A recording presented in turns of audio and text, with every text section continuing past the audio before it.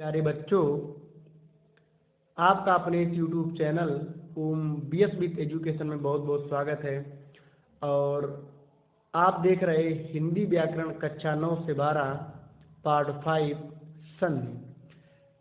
इसके पिछले वाले भाग में आपको प्रश्न संख्या 1 में बताया गया था, दिए गए संधि विच्छेदों की संधि कीजिए और संधि का नाम बताइए। चूंकि बोर्ड एग्जाम में दो तरीके से प्रश्न आते हैं संधि से, या तो संधि विच्छेद दिए जाते हैं और संधि करने के लिए कहा जाता है, जिसको आप प्रश्न संख्या 1 में पढ़ चुके थे पार्ट 4 में। और दूसरे तरीके का प्रश्न आता है, दिए गए शब्दों का संधि विच्छेद कीजिए और संधि का नाम बताइए। तो आज उसी प्रश्न संख्या 2 के हम कुछ उदाहरण लेकर के आए हैं। आप इन उदाहरणों से समझेंगे कैसे दिए गए शब्दों का हम संधि विच्छेद करते हैं और उसमें कौन सी संधि होती है इसका पता लगाते हैं। तो आइए चलते हैं। एक उदाहरण है सबसे पहले वनौषधि। अब आप देख रहे हैं कि वनौषधि है, इसमें आप देखिएगा जो ये मात्रा लगी है, इस मात्रा को हमें सबसे पहले गौर करना है। वनौषधि यानी औ की मात्रा लगी है, औ की मात्रा लगी है। और आपको हमने बताया था कि औ की मात्रा कब आती थी। हमने आपको बताया है जब आ या बड़ा आ का मेल ओ या औ से होता था तो औ आता था। ये किस संधि में होता था? ये प्यारे बच्चों, ये वृद्धि संधि में होता था। तो अब आपको यहाँ से पता चल गया होगा, अगर आप इस चीज को जानते हैं, आपने पढ़ा है अच्छे से कि जब आ का मेल ओ औ से होता है तो औ आता था, तो आप समझ सकते हैं कि यहाँ पर औ आया है, अर्थात आ या बड़ा आ का मेल ओ या औ से हुआ है। तो आप कैसे समझेंगे? आप देखिएगा, वा और न, धन, पहली मात्रा कौन रखनी है? पहली मात्रा या तो छोटा आ होगी या बड़ा आ होगी, और आगे शब्द की जो मात्रा है वो होगी। तो आप देख सकते हैं हमने लिखा सदी, वन और सदी। बाकी ओ की मात्रा को भी हमें, औ की मात्रा को हमें अभी लुप्त रखना है। आप समझेंगे इसको, वन धन सदी। अब आप ये देखिएगा कि वन में ना के बाद छोटा की मात्रा सही लगेगी या बड़ा की मात्रा सही लगेगी। तो आप भली बात याद रखें प्यारे बच्चों कि जब दिए हुए शब्द का हम संधि विच्छेद करते हैं तो संधि विच्छेद में जो दोनों शब्द आते हैं उनका अर्थ होना चाहिए, वो अर्थहीन नहीं होने चाहिए। इसलिए उन शब्दों का अपना सही अर्थ होना चाहिए, सार्थक शब्द होने चाहिए, निरर्थक शब्द नहीं होने चाहिए। तो अगर हम इसमें बड़ा आ की मात्रा लगा देंगे तो ये हो जाएगा बड़ा आ, तो शब्द बनेगा वना, और वना शब्द नहीं होता है, वो अर्थहीन शब्द होता है, इसलिए वन। तो इसका मतलब है कि वन में आ की मात्रा रहेगी और सदी में आगे हमें ओ की लगानी है या औ की लगानी है। तो यहाँ पर औषधि होता है, औषधि नहीं होता। अर्थात आ का मेल जब औ से हुआ तो औ हो गया, अर्थात वनौषधि का संधि विच्छेद हुआ, वन धन औषधि। और आ का बड़ा आ का मेल जब ओ से होता है तो औ हो जाता है। ये किस नियम में आता है? वृद्धि स्वर संधि में आता है। तो प्यारे बच्चों, यहाँ पर जो संधि हुई वो हुई वृद्धि स्वर संधि। अब आप दूसरे उदाहरण से देख रहे होंगे, लिखा है ध्यानावस्थित। तो आप यहाँ जो लगी है मात्रा उसको आप गौर करेंगे। ध्यानावस्थित में यहाँ पर बड़े आ की मात्रा लगी है, और बड़े आ की मात्रा कब आती थी? जब हमने आपको बताया था कि छोटा आ या बड़ा आ का मेल छोटा आ या बड़ा आ से होता है तो बड़ा आ हो जाता है। ये आपको दीर्घ संधि में होता है। किस संधि में होता है? दीर्घ संधि में। तो अब आप देख रहे होंगे, यहाँ हम शब्द लिख लेते हैं ध्यान और वस्थित। अब हमको ये समझना है कि कौन सी मात्रा हमें ना के बाद रखनी है। या तो हमें आ की मात्रा रखनी है या बड़ा आ की मात्रा रखनी है, और आगे भी हमें या तो छोटा आ या बड़ा रखना है।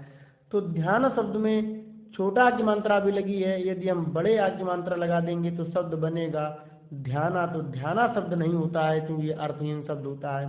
तो तो यहाँ पर क्या रहेगा, ध्यान रहेगा, और छोटी ई की मात्रा, छोटा आ की मात्रा इसमें रहेगी, लुप्त रहेगी, लेकिन वो तो ध्यान रहेगा, ध्यान, और आगे रहेगा अवस्थित, क्योंकि अवस्थित नहीं होता है, अवस्थित होता है, इसलिए बन गया ध्यानावस्थित। ये इसका संधि विच्छेद हो गया, ध्यान धन अवस्थित। तो कौन सी संधि हो गई प्यारे बच्चों, यहाँ पर दीर्घ स्वर संधि होगी। अब आप देख रहे हैं अन्वय शब्द आ रहा है। तो हमने आपको बताया था कि या जब, अब आपको कुल मिलाकर के इस चीज पर देखना, अन्वय शब्द पर देखना, जो आधी ना लगी है और वाह, इस पर देखना।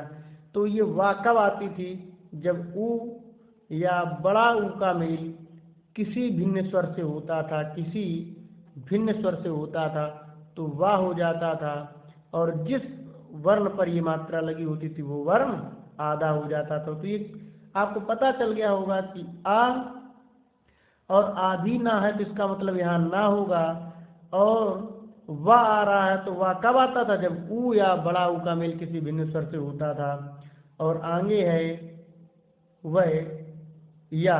तो आप अब यहाँ थोड़ा विचार करिएगा कि वाह आया है, और वाह कब आता है, जब ऊ या ऊ का मेल किसी भिन्न स्वर से होता है, तो वाह आता था। यहाँ वाह है और पूर्ववर्ण आधा है, जिसका मतलब आ के बाद ना होगा। और इसमें कौन सी मात्रा सही रहेगी, या तो इसमें ऊ की मात्रा हमें लगानी है या बड़े ऊ की मात्रा लगानी, क्योंकि इन्हीं दोनों का मेल हमें किसी भिन्न स्वर से कराना है। तो इस शब्द में ऊ होगा, क्योंकि अनु शब्द अर्थ सहित होता है, सार्थक होता है, और अनु शब्द सार्थक नहीं होता है, इसलिए अनु, और आगे अय, अय हो जाएगा। ये अय क्यों होगा, क्योंकि वाह निकल करके आ रहा है, वाह में कोई मात्रा नहीं है। तो जब वाह में कोई मात्रा नहीं है तो वहाँ छोटे ए की मात्रा है, तो यदि यहाँ छोटे आ की मात्रा है तो इसलिए यहाँ छोटे आ की ही मात्रा रही होगी, तभी वाह में छोटे आ की मात्रा है।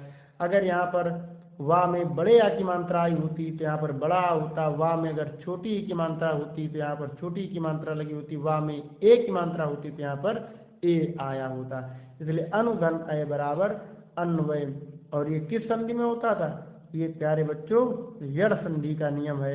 यड़ संधि में हमने आपको बताया था, ई का मेल जब किसी भिन्न स्वर से होता है तो या हो जाता है और पूर्ववर्ण आधा हो जाता है, और ऊ का मेल किसी भिन्न स्वर से होता है तो वाह हो जाता है। अब आप देख रहे हैं परमो उदाहरण में भी यहाँ भी अ की मात्रा लगी है। तो अ की मात्रा कब आती थी, जब हमने आपको बताया है आ या आ का मेल ओ या औ से होता है तो अ आता है। तो यहाँ हम किस तरीके से लिखेंगे, परम धन औदार्य। परम धन औदार्य अर्थात परमोदार्य, आ का मेल औ से हो रहा है, और परम शब्द अर्थ सहित होता है, औदार में भी अर्थ होता है। फिर अत्युत्तम आ रहा है। अब आप यहाँ थोड़ा विचार करिए, अत्युत्तम जो शब्द है इसमें या आ रहा है, या के पहले आ जाता है, और या में छोटे ऊ की मात्रा है। तो सबसे पहले हमने आपको एक चीज बताई थी, आप उस पर ध्यान दें। जब ई या बड़ी ई का मेल किसी भिन्न स्वर से होता है, भिन्न स्वर से, तो या हो जाता है। तो अब आपको पता चल गया होगा कि यहाँ पर या आया है, तो इसका मतलब है कि किसका मेल हुआ होगा, ई या ई का मेल किसी भिन्न स्वर से हुआ होगा। तो अब आप देखिएगा आ है और ता आधा हुआ है, तो मतलब ता होगा, और ता पर ही छोटी की या बड़ी की मात्रा लगी होगी। तो ता में यदि बड़ी की मात्रा लगा देंगे तो अति शब्द बन जाएगा, जो निरर्थक होता है, उसका अर्थ कोई नहीं होता। तो कौन सी मात्रा रहेगी, छोटी की मात्रा रहेगी, तो अति। अब आप देख लेंगे ई हो गया। अब ई का मेल आगे किस स्वर से हुआ होगा, तो आप या पर लगी मात्रा से पता लगाएंगे कि आगे ई का मेल किस स्वर से हुआ होगा। ई का मेल प्यारे बच्चों ऊ से हुआ होगा, तभी यहाँ पर ऊ आया है, तो यहाँ पर हो जाएगा उत्तम। तो जब ई का इधर से ता के बाद ई आ रहा है, आगे ऊ आ रहा है, तो हमने कहा था जब ई का मेल किसी भिन्न स्वर से होता है तो या आ जाता है। और ई का मेल जिस प्रकार के स्वर से होता है उसी प्रकार की इसमें मात्रा आती है। तो ई का मेल छोटा ऊ से हो रहा है, इसलिए या में छोटा ऊ की मात्रा आ रही है। तो ये हो गया यू, और जिस पर छोटी की मात्रा लगी होती वो वर्ण हो जाता है आधा। तो क्या इसका संधि विच्छेद हो गया, अति धन उत्तम बराबर अति उत्तम। आपको मुझे पूर्ण विश्वास है कि समझ आ रहा होगा। फिर आता है देवालय, तो बड़ा की मात्रा लगी है तो देव धन आलय, या छोटा आ का मेल बड़ा आ से हो रहा है तो कौन सी संधि है, दीर्घ स्वर संधि है। फिर आप देख रहे होंगे नयन, नयन में ना है और तोड़ करके लिखें तो अय और ना। ये अय शब्द कब आता था, हमने आपको बताया था ए का मेल जब किसी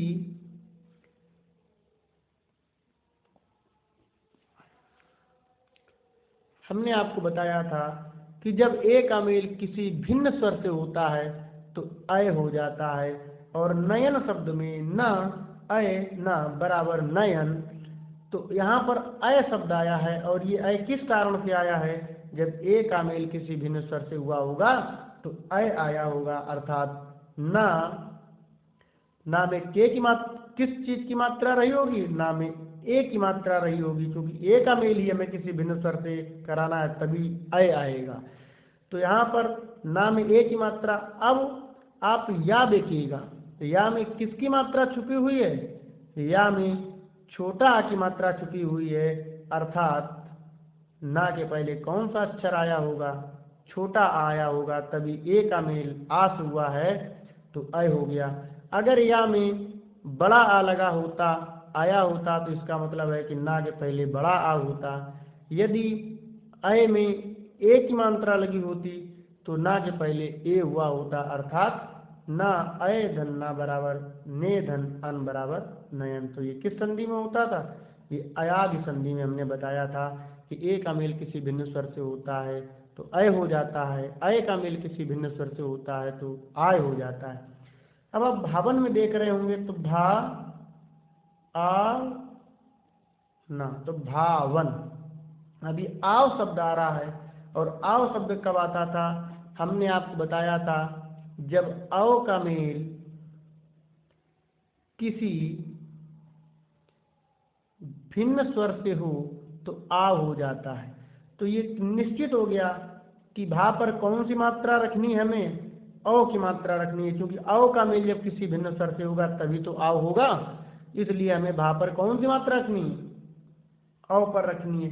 अब इस ना के पहले कौन सा अक्षर आया होगा उसका पता हम वा से लगाएंगे। वा में काहे की मात्रा छुपी है, वा में छोटा की मात्रा छुपी है, इसलिए यहाँ पर कौन सा आएगा, आ वर्ण आएगा। इसलिए भव धन अन बराबर भावा। अब आप देख रहे हैं यहाँ लिखा है लोकैषणा होता है, लोकैषणा अर्थात लोक धन ऐषणा। तो आ का मेल अय से हो रहा है तो क्या हो गया अय। ये किस संधि में आता था, ये वृद्धि स्वर संधि में आता था प्यारे बच्चों। फिर आप देख रहे होंगे एक शब्द है हरि, तो यहाँ पर बड़ी ई निकल करके आ रहा है। और बड़ी ई कब आता है, जब हमने आपको बताया कि छोटी ई या बड़ी ई का मेल बड़ी ई या छोटी ई से होता है तो बड़ी ई उत्पन्न होता है, बड़ी ई आता है। तो यहाँ पर बड़ी ई आया है, इसका मतलब कि छोटी ई या बड़ी ई का मेल छोटी ई या बड़ी ई से हुआ है। तो आप हा लिखें और रा लिखें। अब आप देखना है कि हमें रा पर बड़ी ई की मात्रा लगानी है या छोटी ई की मात्रा लगानी है। अब छोटी ही या बड़ी की मात्रा क्यों लगानी है, अन्य और कोई मात्रा क्यों नहीं लगानी, क्योंकि रा में किसकी मात्रा है, रा में बड़े ई की मात्रा है। और बड़ी ई की मात्रा तभी आती है जब ई का मेल ई से होता है। तो अगर हम इसमें बड़ी ई की मात्रा लगा देंगे तो शब्द बन जाएगा हरि, क्योंकि हरि का कोई अर्थ नहीं होता है। तो इसमें कौन सी मात्रा रहेगी, हर धन हरि, और हरि का अर्थ होता है हरि मतलब भगवान विष्णु। और आगे है शब्द सा। तो अब देखिए एक पता चल गया कि छोटी या बड़ी की मात्रा हमें कौन सी मात्रा लगानी थी, छोटी की मात्रा निकल करके आ गई। और सा के पहले कौन सा हमें वर्ण रखना है, बड़ी रखना है या छोटी। तो अगर सा के पहले छोटी कर देंगे तो शब्द बन जाएगा इसका कोई अर्थ नहीं होता है।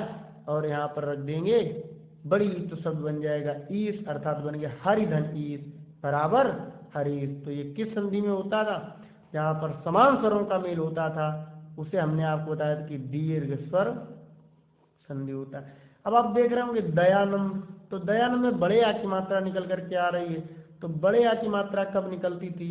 जब छोटा आया बड़ा आ का मेल छोटा आया बड़ा आ से होता था। तो इसका हम लिखेंगे दय। तो दय शब्द नहीं होता है प्यारे बच्चों, दया शब्द होता है और आगे शब्द होता है आनंद। आनंद नहीं होता है, इसलिए बड़ा आ का मेल बड़ा आ से हो रहा है, जिससे बड़ा आ रहा है। तो यहाँ पर भी प्यारे बच्चों दीर्घ संधि हुई। इसके बाद स्वच्छ में आप देख रहे होंगे, अब वाह है, वाह के पहले आधा अक्षर सा है। तो हमने कहा था, आपको बताया था कि वाह कब आता है। हमने आपको बताया जब ऊ या बड़ा ऊ का मेल किसी भिन्न स्वर से होता है, किसी भिन्न स्वर से होने पर वाह हो जाता है। तो इसका मतलब यहाँ पर ऊ का मेल हमें किसी भी भिन्न स्वर से कराना है। तो सा वर्ण पर कौन सी मात्रा होगी? छोटे ऊ की मात्रा होगी, क्योंकि सु बड़ा ऊ का मात्रा लगा दें, सु का मतलब कोई अर्थ नहीं होता। तो सुधन अच्छ बराबर स्वच्छ।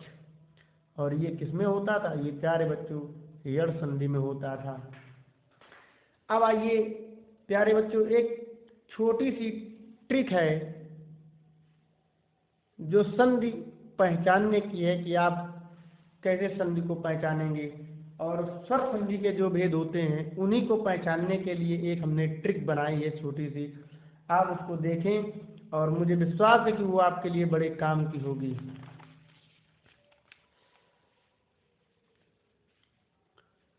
जैसा लिखा है, स्वर संधि संधि पहचानने की अद्भुत ट्रिक। कैसे समझेंगे आप? आपको एक हमने शब्द लिखा है मात्रा, और मात्रा कौन सी याद रखनी है? एक ही मात्रा को आपको याद रखना। आप इसे थोड़ी देर ये ना समझे कि ये एक ही मात्रा है, ये केवल आप एक मात्रा समझे कि एक मात्रा है। और ट्रिक क्या है? बिना मात्रा की दीर्घ स्वर संधि। यदि किसी में ये मात्रा ऊपर नजर आए, आप इसे ये ना समझे कि ये एक ही मात्रा, आप ये समझ लीजिए कि एक कोई प्रतीक अक्षर है और बिना मात्रा। अगर ये मात्रा किसी पर नहीं है तो आप समझ जाइए वो कौन सी संधि होगी? वो दीर्घ स्वर संधि होगी। जैसे हम आपको कई उदाहरण इससे समझाते हैं।